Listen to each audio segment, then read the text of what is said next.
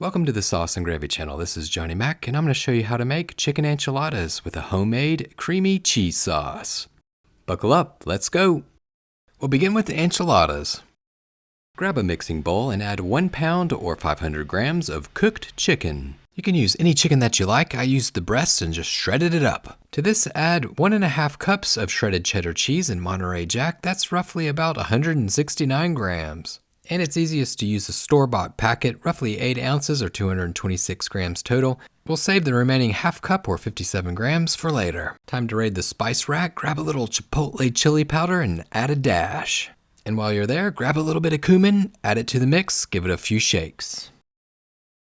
Now it's time to grab a can of diced tomatoes and green chilies. Gotta love the can, anything with a smiley face gotta be good. Add about half of the diced tomatoes and green chilies to the mix. Try not to add any of the liquid, keep it in the can. We're going to use that along with the rest of the diced tomatoes and green chilies for our creamy enchilada sauce. Hit it up with a little bit of salt. And add a dash of black pepper. Take a spoon and get to work. And that takes care of step number 1. Now it's time to throw together the chicken enchiladas. For this recipe, you'll want to use 8-inch flour tortillas.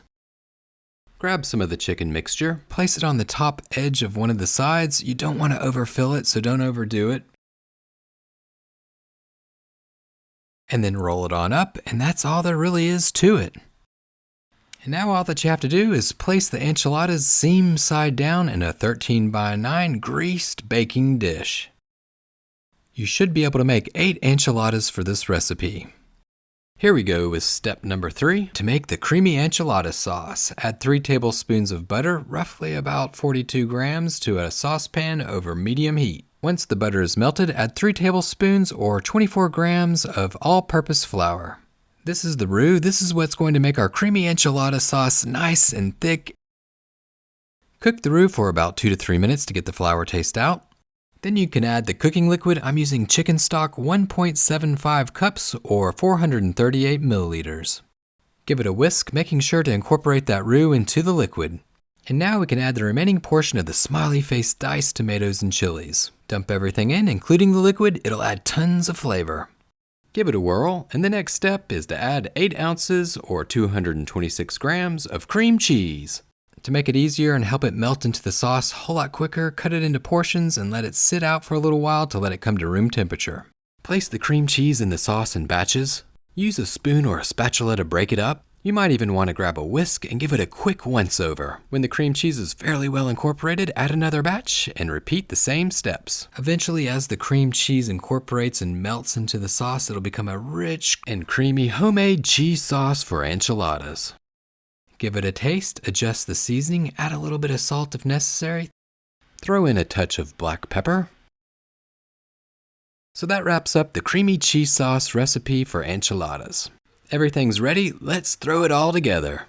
Grab the enchiladas and just dump that creamy, rich, delicious enchilada sauce right on top. And before we throw it into the oven, grab that half of a cup of Monterey Jack and shredded cheddar cheese and sprinkle it over the top. Time to bake it in the oven at 350 degrees Fahrenheit or 176 Celsius for about 30 minutes or until it's nice and golden brown on top and bubbling around the sides. It's been a mouth-watering half an hour. Let's take this bad boy out of the oven and see what we've got. Has a delicious golden top. It's bubbling around the edges. The smell, oh, it's unbelievable. All right, everybody, time to dig in. Thanks for watching the Sauce and Gravy channel. I hope that you enjoyed this recipe on how to make chicken enchiladas with a homemade creamy cheese sauce. See you next time, and remember to live, love, and make gravy.